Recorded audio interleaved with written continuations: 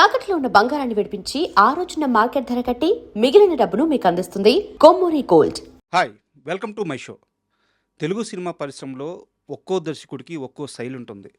అయితే కామెడీ సినిమాలు తీయాలంటే అందరికీ సాధ్యమయ్యే పని కాదు. మనకి మొదటి నుంచి చూసుకుంటే జంజాల గారు, ఈవీవి గారు ఇలా వెళ్తూ ఉంటే ఈ లిస్ట్ చాలా చిన్నది. అయితే ఈ చాలా చిన్న లిస్టులో చాలా పెద్ద పేరు తెచ్చుకున్న దర్శకుడు జి నాగేశ్వర రెడ్డి గారు. వారు చేసిన 16స్, గర్ల్ ఫ్రెండ్, సీమశాస్త్రి, సీమ టపాకాయ, దేనికైనా రెడీ, ఈడో రకం ఆడో రకం, చాలా చాలా సినిమాలు సూపర్ డూపర్ హిట్స్ అయినాయి. మనల్ని కడుపుబ్బా నవ్వించినాయి. సో వారి జర్నీ చాలా ఇంట్రెస్టింగ్గా ఉంటుంది. ఈరోజు నాగేశ్వర రెడ్డి గారు మనతో పాటు స్టూడియోలో ఉన్నారు. వారిని అడిగి ఆయన సినిమా జర్నీ గురించి అద్భుతమైన విషయాలు తెలుసుకుందాం. హాయ్ సార్, నమస్తే. హాయ్, నమస్తే. సార్, మీ ఇంటర్వ్యూలు నేను ఈ ఇంటర్వ్యూ కోసం చాలా వరకు ప్రిపేర్ అవుతున్నప్పుడు నేను గమనించింది ఏంటంటే, నాగేశ్వర రెడ్డి అనే వ్యక్తి చాలా సీరియస్ టోన్ ఉన్న మనిషి. ఒక కర్నూలు బ్యాక్గ్రౌండ్, ఒక రెడ్డి గారు, ఇండస్ట్రీలోకి వచ్చేటప్పుడు యాక్షన్ మూవీస్ రాసుకొని వచ్చిన వ్యక్తి. బట్ ఇక్కడికి వచ్చిన తర్వాత కామెడీ సినిమాలు తీసిన తర్వాత ఓకే, ఒక్కో దర్శకుడికి ఒక్కో శైలి ఉంటుంది. మీ ఇంటర్వ్యూలు కూడా కామెడీగా ఉన్నాయి. నాకు అది విచిత్రంగా అనిపించింది. సో నేను ఈ ఇంటర్వ్యూని వేరే పార్శ్వంలోకి తీసుకెళ్ళాలనుకుంటున్నాను. కాబట్టి నేను ఒక సీరియస్ క్వశ్చన్తోనే స్టార్ట్ చేస్తున్నాను. యా సీమశాస్త్రి, సీమ టపాకాయ, అల్లరి నరేష్ గారి కెరీర్లో అప్పటి వరకు ఉన్న బిగ్గెస్ట్ హిట్స్. ఒక డైరెక్టరు అలాంటి హిట్స్ ఇస్తే ఆ డైరెక్టర్ మూడో సినిమా అడిగినప్పుడు ఆ హీరో ఖచ్చితంగా ఇవ్వాలి, ఇస్తాడు కూడా. కానీ అల్లరి నరేష్ గారితో మీరు ఒక సినిమా స్టార్ట్ చేశారు, పూజా కార్యక్రమాలు అయినాయి, మొదటి షెడ్యూల్ అవుతున్నాయి, ఆ సినిమా అప్పుడు ఆగిపోయింది. ఎందువల్ల ఆగిపోయింది? కథ మొత్తం కథ రెడీ అయిపోయింది, షెడ్యూల్ స్టార్ట్ అవ్వలేదు, పూజ కూడా అవ్వలేదు. ఆ, సినిమా ఆగిపోవడం, నరేష్ బిజీగా ఉన్నాడు అప్పుడు. మ్మ్. బడ్జెట్ విషయంలో కొంచెం తేడా వచ్చింది నాకు, ప్రొడ్యూసర్కి, నరేష్కి. పెద్ద కథ రాసా యాక్చువల్గా. పెద్ద కథ అంటే నా సినిమాలో మ్యాక్సిమం క్యాస్టింగ్ ఎక్కువగా ఉంటుంది. కామెడియన్స్ కానీ వీళ్ళు కానీ బాగా ఎక్కువగా పెడతాను. ప్యాడింగ్ వీక్ అంటే ఒక చిన్న చిన్న ఆర్టిస్టులతో ఈ చిన్న క్యారెక్టర్ అయినా సరే ఒక రికగ్నైజ్డ్ ఆర్టిస్ట్, పెద్ద ఆర్టిస్ట్ని పెడతా. మ్మ్. అది కృష్ణారెడ్డి గారి దగ్గర నుంచి వచ్చిన అలవాటు అయ్యిండొచ్చు నాకు. మేబీ ఆయన చాలా ఆయన సినిమాల్లో ఆ కొత్త వాళ్ళు అన్నది చాలా తక్కువగా కనిపిస్తుంటారు. సార్. మ్యాక్సిమం స్టార్స్ ఉంటారు అవును. ఏ క్యారెక్టర్కైనా సరే. అది అలవాటైందేమో తెలియదు. అలాగా పెద్ద క్యాస్టింగ్ సినిమా అది. మ్మ్. అంటే ఆ సినిమా జరిగి ఉంటే నరేష్ కెరీర్లో మేబీ అంత క్యాస్టింగ్, అంత పెద్ద సినిమా అప్పటిదాకా లేదు. ఒకవేళ ఇప్పటిదాకా కూడా నాకు తెలిసి లేదు. ఓకే. అంత పెద్ద సినిమా అయి ఉండేది అది. మ్మ్. క్లైమాక్స్, ఒక క్లైమాక్స్ రాశా, సార్. అక్కడ వచ్చిన సమస్య. మ్మ్. ఆ క్లైమాక్స్ ఏంటంటే, ఈ క్యాస్టింగ్ మొత్తం ఒక ఫ్లైట్లో ఇరుక్కుపోతారు. ఓకే. ఆ ఫ్లైట్ బొక్కపడుద్ది, గ్లాస్ పగిలిపోద్ది, మ్మ్. మొత్తం అందరూ ఫ్లైట్ తిరిగిపోతుంటుంది, ఫ్లైట్ కూలిపోద్ది. మ్మ్. ఇప్పుడు లాట్ ఆఫ్ ప్రాబ్లమ్స్ ఆ క్యారెక్టర్స్లో ఉంటాయి. మొత్తం సినిమాకి సంబంధించిన ఆల్ క్యారెక్టర్స్ మ్మ్. క్వశ్చన్ మార్క్స్ ఉంటాయి. అన్ని క్వశ్చన్ మార్క్స్ ఆ ఫ్లైట్లో ఉన్న వాళ్ళలో ఉంటాయి. ఇప్పుడు ఫ్లైట్ కూలిపోబోతుంది, చచ్చిపోబోతున్నాం మనందరం. మ్మ్. So every character realization, every human being బయటకు వచ్చేస్తాడు. ఓకే. ఈగోస్ లేని చావు దగ్గరకు వచ్చినప్పుడు మనిషి ఈగోస్ ఇవన్నీ ఇంకేం ఉండవు. మ్మ్. అవును. దానే మరణ వాంగ్మూలం అంటాం మనం, చచ్చిపోయేటప్పుడు చెప్పే వాంగ్మూలం. వాడు నిజం చెప్తాడు అప్పుడు. సో అక్కడ రియలైజేషన్ అవుతాయి ఒక్కొక్క క్యారెక్టర్. సో ఆ ఫ్లైట్ ఎపిసోడ్ తీయడం అన్నది చాలా టఫ్ అయిపోయింది. దానికి బడ్జెట్ చాలా హెవీ బడ్జెట్ అయిపోయింది. మ్మ్. ఫ్లైట్ తిరగటం, green mat, flight setup Ramoji film సిటీలో ఒకటి ఉండేది, అవును. ఫ్లైట్ ఉండేది. దాన్ని తీసుకున్నా సరే దానికి రోలింగ్ తిరగటం, ఇదంతా చాలా పెద్ద బడ్జెట్ అయిపోద్దని ప్రొడ్యూసర్ చందు గారు, విజయవాడ ట్రావెల్స్ అయింది. ఆయన చాలా ఇంట్రెస్టెడ్ నరేష్తో సినిమా తీయాలి నా కాంబినేషన్లో అని. ఆయన ఇంకా ఆయన అడ్వాన్స్ కూడా పాప నా దగ్గరే ఉంది. అంటే అంత మంచి ఆయన, ఆయన చాలా మంచి ఆయన. మ్మ్. ఆ తర్వాత ఈ సినిమా కొంచెం వెనక్కి వెళ్ళేసరికి వేగేసిన సతీష్ ఒక చిన్న సినిమా చేశాడు ఆయనతో. సార్. అది ఎంతో బడ్జెట్ నాకు తెలియదు, 2.5-3 కోట్లు ఏదో. అది పెద్దగా ఆడలేదు, పే చేయలేదు సినిమా. ఆ సినిమా లాస్ రావడంతో ఇంకా ఈ సినిమా జరగడం కష్టమైపోయింది. సార్. సో, టోటల్‌గా బడ్జెట్ ప్రాబ్లమ్ వల్ల ఆ సినిమా వెనక్కెళ్ళటం జరిగింది. ఆ తర్వాత ఇంకా నరేష్‌తో మళ్ళీ అంత గ్యాపొచ్చింది. చాలా గ్యాపొచ్చింది. మా ఇంట్లో దయ్యం దాకా హ్మ్. పడలేదు. బట్ ఈ సినిమా విషయంలో నరేష్ గారు మిమ్మల్ని కూర్చోబెట్టి, పిలిచి మీ ఇద్దరు కూర్చొని కథని మెల్ట్ చేసుకొనుంటే, వేరే స్క్రీన్ ప్లే రాసుకొనుంటే ప్రాజెక్ట్ వర్కౌట్ అయ్యేది కదా! నరేష్ గారి నుంచి ఆ ప్రయత్నం జరిగిందా? ఓపెన్‌గా చెప్పండి. జరగలేదు. నరేషు ఆ టైంలో చాలా బిజీగా ఉన్నాడు నరేష్. హ్మ్. షూట్‌లో బిజీగా ఉన్నాడు. హ్మ్. నరేష్‌కి కథ మొత్తం తెలుసు. హ్మ్. యాక్చువల్‌గా అట్లాంటి కథ వచ్చినప్పుడు ఏ హీరో వెనక్కెళ్ళడు. హ్మ్. యాక్చువల్ చేద్దాం అనుకుంటాడు. కరెక్ట్. పెద్ద కాస్టింగు, పెద్ద కథ, పెద్ద స్పాన్ ఉన్న కథ చేసేద్దాం అనుకుంటాడు. నరేష్ ఎందుకో ఆ టైంలో చేయలేదు. మా ఆ ప్రయత్నం జరగలేదు. నా కథని కొంచెం రెమ్యునరేషన్స్ ఎక్కడ తగ్గించాలి, ఎక్కడ ఇలా చేద్దాం, ఇలా చేద్దామని హ్మ్. ప్లానింగ్ జరగలేదు. ఆ ప్లేస్‌లోనే 'దేవిప్రసాద్' సినిమా 'కెవ్వు కేక' కేవ్‌కే. 'కెవ్వు కేక' హ్మ్. అది పడింది. సార్ అండ్ ఇంకో సీరియస్ క్వెషన్ ఉంది సార్. అది అయిపోయిన తర్వాత మీ జర్నీ స్టార్ట్ చేద్దాము. 'ఓ రాధా ఇద్దరు కృష్ణుల పెళ్లి' ఆ సినిమా తీసేటప్పుడు హీరోయిన్ నమిత గారిని మీరు కొట్టారా? ఛీ! నేను ఏ హీరోయిన్‌ని కొట్టలేదు. అరిసారా? నేను అరిచాను. అరవడం అంటే నేను అరవను హీరోయిన్స్‌ని కూడా. ఆల్మోస్ట్ అలుగుతాను. హ్మ్. నాకు నచ్చింది చేయకపోతే నాకు కోపమొస్తది. సార్. మాక్సిమం అయినా నేను ఎవరిని అరవడం, తిట్టడం ఆ ప్రెషర్స్ తీసుకోను అసలు నేను. సార్. బట్ నేను చాలా హర్ట్ అయిపోతాను. హ్మ్. నేను సినిమా కోసమే కదా చేస్తున్నావు. ఎందుకు నువ్వు సినిమా కోసం వచ్చావు, నేను సినిమా కోసం ఎందుకు చేయవు అన్నది వస్తది. అప్పుడు ఒక 'దినేష్ మాస్టర్' ఒక స్టెప్ కంపోజ్ చేశారు. సార్. కంపోజ్ చేస్తే నమిత చేయనంది ఆ స్టెప్ హ్మ్. శ్రీకాంత్ గారితో. శ్రీకాంత్, ప్రభుదేవ, నమిత ముగ్గురు. హ్మ్. క్లైమాక్స్ బిఫోర్ సాంగ్ అది. చాలా ఖర్చు పెట్టి భగవాన్ అనే వాళ్ళు భారీ సెట్లేసి చాలా బాగా చేస్తున్నాం పాట. సార్. అయితే నమిత మార్నింగ్ 9:00 అలాగా స్టార్ట్ అయింది. 10:00 అలాగా డ్యాన్స్ మూమెంట్ చెప్పారు. అప్పటిదాకా 2, 3 సార్లు చేసాము. 11 ఐ థింక్ 11, 11:30 ఆ టైంలో ఈ డ్యాన్స్ చూయించాడు మాస్టర్. నేను ఈ డ్యాన్స్ చేయను అంది. చేయను అంటే అసలు నాకు ఎందుకు చేయవు అసలు, ఒక ప్రాబ్లం ఏంటి? నేను చేయను అంది.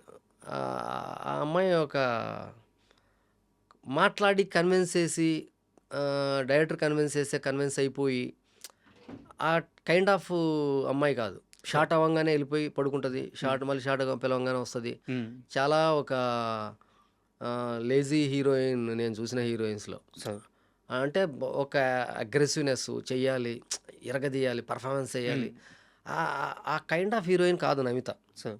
ఒక తక్కువ మాట్లాడుద్ది, ఎవరితో ఎక్కువ మాట్లాడదు.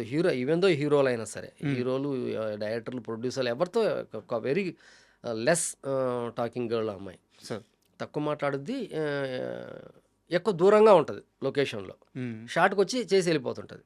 అది చేయను అని అంది. తర్వాత ఎందుకు చేయవు, చేయాల్సిందే అన్న పద్ధతిలో నేను అడిగా. ఆ అమ్మాయిని అడిగితే ఆ అమ్మాయిని అడగల, మాస్టర్ ఎందుకు చేయదు, ఓకే. చేయాల్సిందే హ్మ్.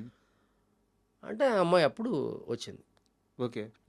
వచ్చి కూర్చొని ఆ, ఒక రకంగా మాట్లాడింది. హ్మ్. మీరు నన్ను ఇబ్బంది పెడుతున్నారు, మీరు ఎందుకు ఇబ్బంది పెడుతున్నారో నాకు తెలుసు. ఎందుకు ఇబ్బంది పెడతాం, ఒక డ్యాన్స్ మూమెంట్ మాస్టర్ చెప్పాడు, ఆ డ్యాన్స్ ఏమని చెప్తున్నావు, ఇందులో ఇబ్బంది పెట్టడం ఏముంది, నాకు తెలుసు మీరు ఎందుకు ఇబ్బంది పెడుతున్నారు. నేను అసలు నాకు ఆ థాట్ ఉండదు మామూలుగా. ఏంటి తన వర్షన్ ఏంటి? తన వెర్షన్ అదే వేరే రకంగా దీనికోసం నన్ను ఓకే. ఇబ్బంది పెడుతున్నారనేసి డైరెక్ట్గా చెప్పింది ఆ అమ్మాయి. ఓకే. నేను అలా ఎందుకు ఇబ్బంది పెడతాను అని ఆ అమ్మాయి తాలూకు కపూర్ అని ఒక కుర్రాడు ఉండేవాడు అప్పుడు. ఆ అమ్మాయి బాయ్ ఫ్రెండ్ అని అనేవాళ్ళు, బట్ అది నిజమో కాదో మనకు తెలియదు. హ్మ్. అంటే బాయ్ ఫ్రెండ్ అంటే మీన్స్ ఫ్రెండ్ అయ్యి ఉండొచ్చు ఓకే. తనకి. హ్మ్. హ్మ్. అంతే, ఫుల్ సినిమా తనే ఉండేవాడు, అన్ని డేట్లు, చాలా మంచి కుర్రాడు. హ్మ్. ఈ అమ్మాయి కూడా మంచిదే, ఈ అమ్మాయి చెడ్డదేం కాదు. అంటే మైండ్లో అలా ఆలోచిస్తుందన్నమాట ఆ అమ్మాయి. సినిమా ఫీల్డ్ అంటే డైరెక్టర్లు అందరూ ఇలా ఉంటారు, హీరోలు అందరూ ఇలా ఉంటారు ఏమో అన్న కంటెంట్తో ఉందేమో మైండ్లో. పైగా చాలా ఫస్ట్ మూవీ కదా! కాదు, సీను వైట్ల సినిమా తర్వాత ఇది, అదే జమినీ తర్వాత. చాలా ఎర్లీ మూవీ. Early movie. ఆ. జమినీ వెంకటేష్ బాబు గారితో చేసింది. హ్మ్.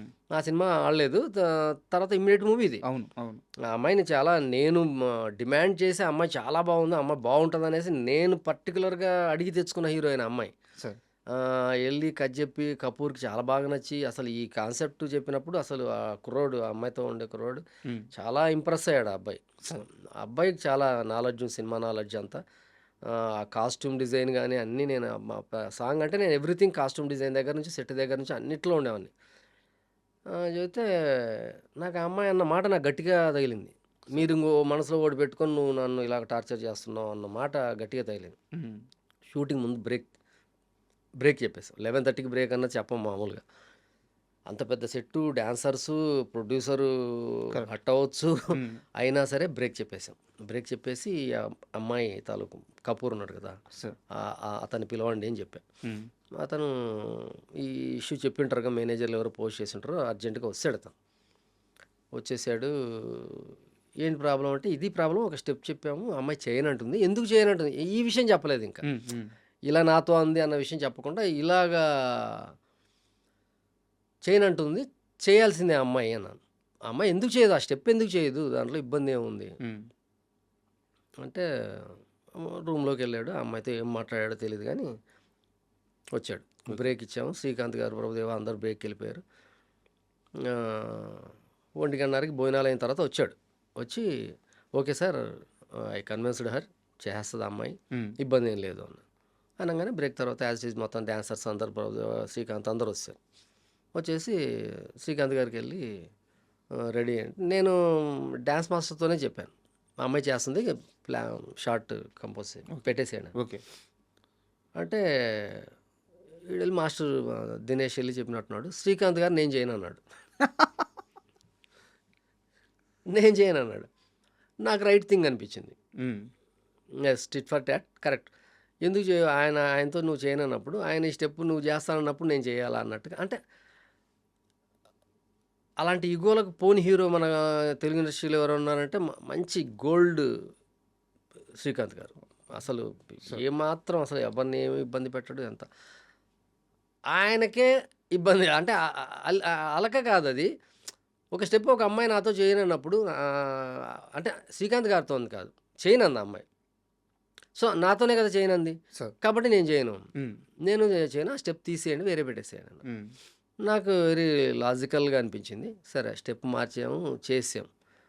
సాంగ్ అయిపోయింది. సాంగ్ చాలా బావుంటది. 'శ్రీరామచంద్ర సిగ్గె గోవింద' అనే పాట చాలా పెద్ద హిట్ సార్ చాలా సాంగ్. పెద్ద హిట్. చాలా బావుంటది విజువల్‌గా సాంగ్. అవును. మిగిలిన అన్నీ చేసింది. బట్ నాకు ఆ స్టెప్ నాకు నచ్చేసింది. హ్మ్.